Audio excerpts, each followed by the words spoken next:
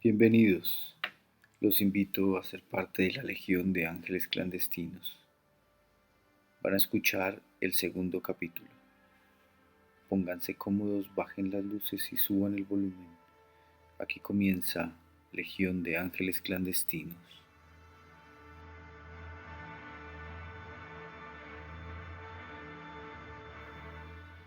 Capítulo 2. Ideas dispersas. Valentina nunca había sido amiga íntima de Fernanda. En realidad, ni siquiera podría decirse con exactitud que hubieran sido amigas. Habían estudiado todo el bachillerato juntas. De hecho, estuvieron en el mismo salón en más de una ocasión, pero en un colegio de niñas bien siempre hay unas que lo son más que otras, y ese era el caso de Fernanda. Su padre era públicamente reconocido como abogado prestigioso, negociante hábil y filántropo devoto. Ocupó un cargo en la Corte Suprema de Justicia y si no continuó en el gobierno fue sencillamente porque se dio cuenta de que podía conseguir lo que quería sin tener que lidiar con el reconocimiento público. Para eso tenía ahora a Fernanda, senadora de la República a los 30 años, considerada la niña todopoderosa de la política. A los medios de comunicación les fascinaba seguir sus debates en el Congreso y erigirla como modelo de mujer independiente y exitosa. Para los que tienen poder, apoyar a Fernanda implica ganar el favor de su poderoso padre, y allí se encuentra la principal fórmula de su éxito. Ser hija del doctor José Luis Santamaría la puso en una esfera social diferente a la suya.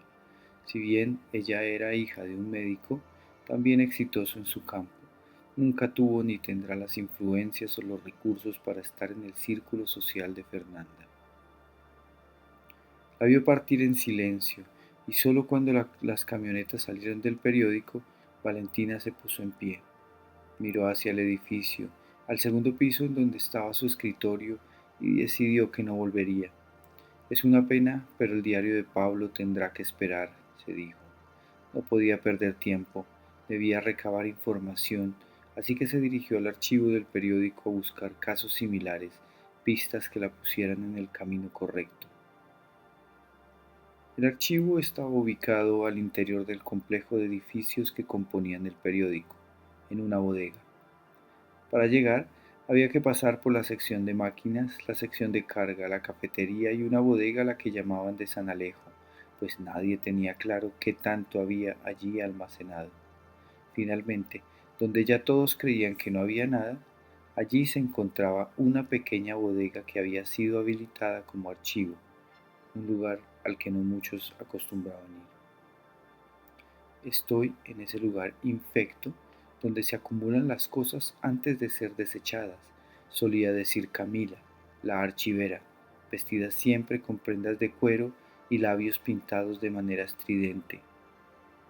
Valentina tuvo que correr, pues la sorprendió una lluvia fuerte e intempestiva. No había de qué extrañarse, últimamente todas las tardes llovía con violencia. Entró de sopetón al archivo, abriendo con fuerza la puerta de vidrio. Vale, mi amor, dichosos los ojos que te ven, dijo Camila en cuanto la vio trasponer la puerta. Valentina no pudo evitar admirar sus gafas grandes, rojas y alargadas en las puntas superiores de ojo de gato, tras las cuales se asomaban dos ojillos negros y enrojecidos por leer con poca luz. Hola, Cami, respondió Valentina con una sonrisa y se acercó al mostrador tras el cual estaba sentada con un libro abierto. ¿Qué lees? Preguntó. Una historia de amor. Cerró el libro y le mostró la portada. Mostraba a un hombre atractivo sin camisa, con el pecho musculoso y velludo. Llevaba puesta una capa negra con el cuello levantado y abría la boca en un gesto amenazador, mostrando unos colmillos ensangrentados. Se trata de un vampiro enamorado de una mujer hermosa y súper religiosa que raya en el fanatismo. El vampiro usa todos sus poderes y la seduce. Justo cuando estaba a punto de poseerla, conoce a su prometido y cambia el objeto de su amor. Ahora el vampiro arriesgará todo para enamorar al prometido, que es un leñador súper rudo y de mente tan cerrada como un tronco. ¿Y qué? ¿Lo logra? Valentina sonrió y se preguntó para qué el hombre de la portada usaba capa cuando no llevaba camisa.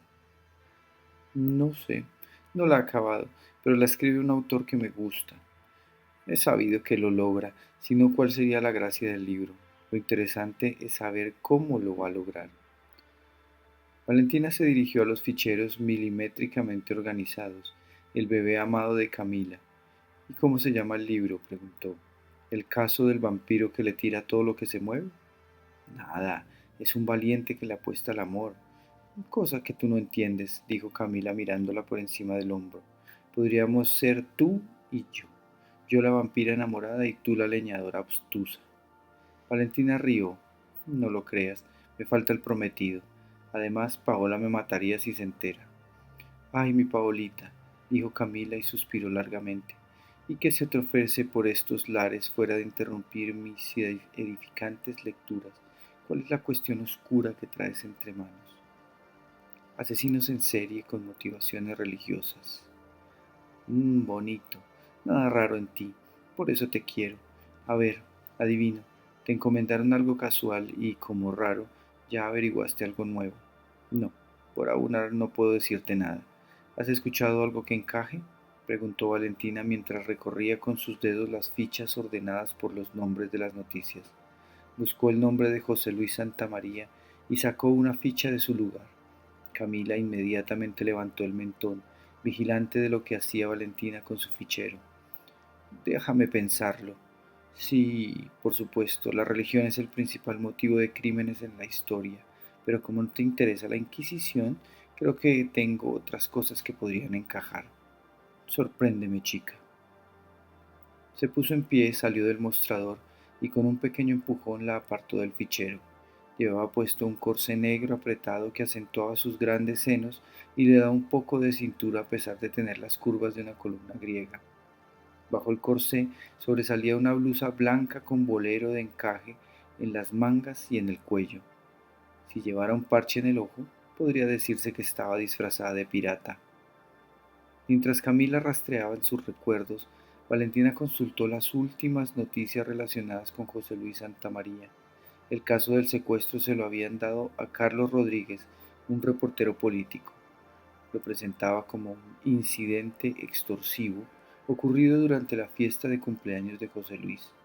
No mencionaba ni a José, ni a la caja, ni nada más. La consabida reserva del sumario impuesta para no entorpecer la investigación. Una putada, se dijo, y recordó las veces en que se había visto restringida por esa norma. Carlos Rodríguez, pensó, mientras trataba de dibujar en su mente un rostro entre la variada fauna de periodistas que habitaban el piso de redacción del periódico. No, definitivamente no sabía quién era, o no recordaba quién era, pero bien hecho, chico, se dijo, así se triunfa, diciendo exclusivamente lo que los poderosos quieren. Cuando menos te des cuenta, estarás limpiando su mierda desde la dirección del diario. Luego miró otras noticias de José Luis. Las había por montones, en las secciones económicas, políticas, de farándula. En todas las que revisó, que no fueron todas las que encontró, siempre se repetía el mismo perfil con variaciones en el orden de aparición de los atributos. Gran negociante, hábil abogado, hombre bueno y generoso. Sin duda, pensó Valentina, podría ser un simple caso de secuestro extorsivo si no fuera por la nota de tintes religiosos. El regalo se asemejaba a un sacrificio, un ritual macabro.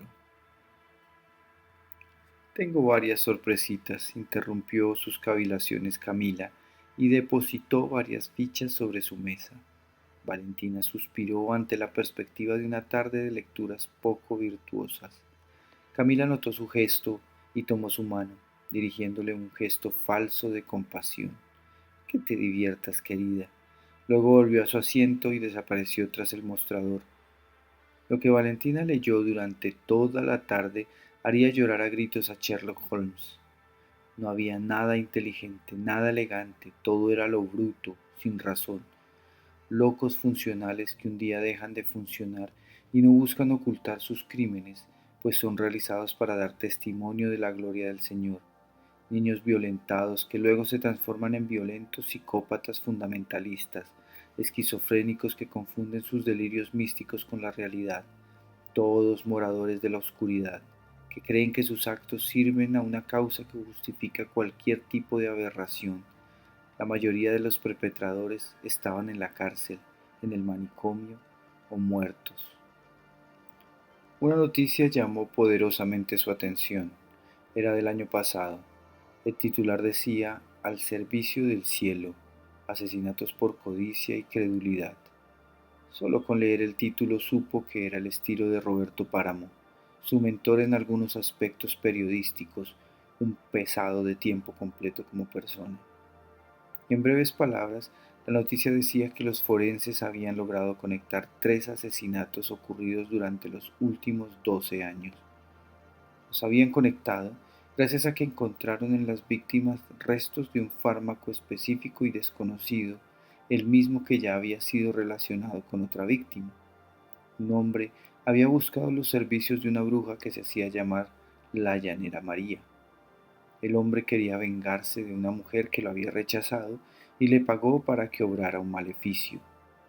Ella le pidió que tomara un bebedizo para lograr lo que quería, y inmediatamente se desvaneció, y cuando despertó lo hizo sobre una mesa y desnudo. La llanera estaba cortándole su miembro viril. El hombre logró escapar y dar parte a las autoridades. La mujer no fue atrapada. Análisis de toxicología mostraron que efectivamente era el mismo fármaco relacionado con las otras 3 muertes. No había sido relacionadas porque ocurrieron en ciudades distintas y distantes entre sí. En todos los casos, las víctimas fueron mutiladas y se les encontró una nota con connotaciones religiosas. Ok, ok, se dijo. Puede ser. Si lo hizo varias veces, es posible que continúe haciéndolo. Valentina pasó la tarde entera, hasta bien entrada la noche, revisando noticias en el archivo. Se interesó por seguir la pista de la tal Llanera María. Creyó incluso haber encontrado otro caso relacionado con el personaje y que, al parecer, las autoridades desconocían.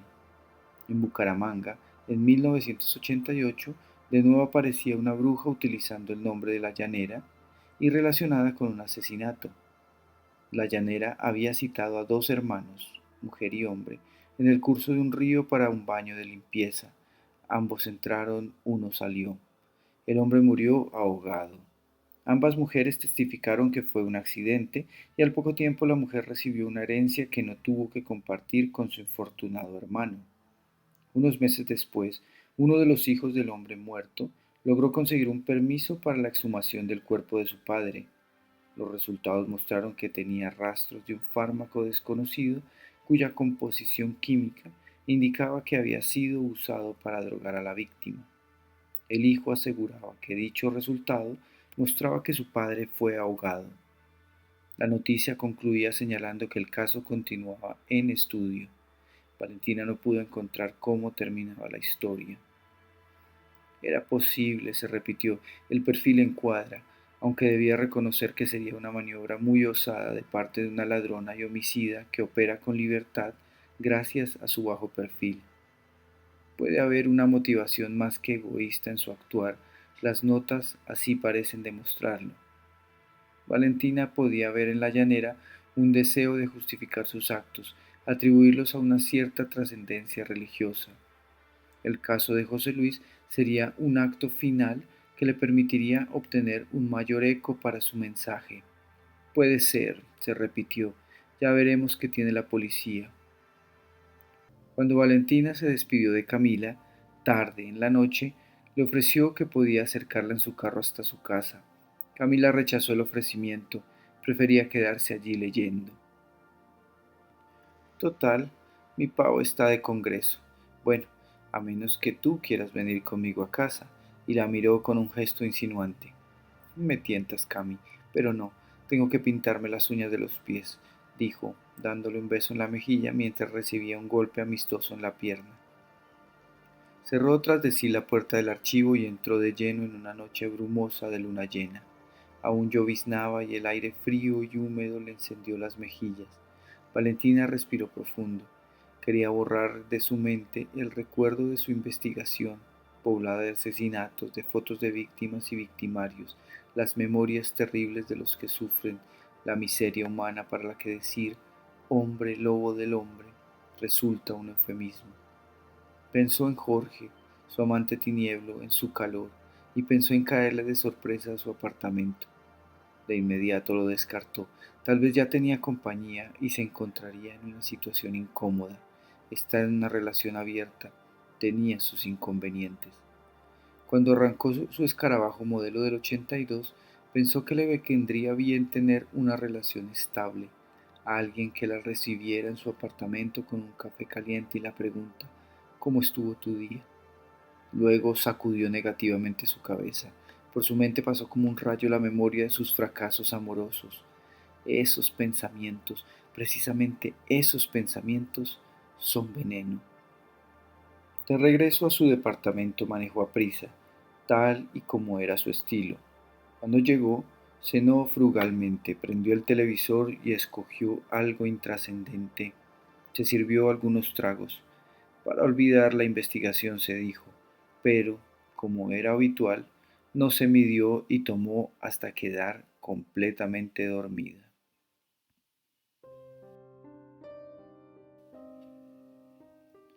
Fin del segundo capítulo.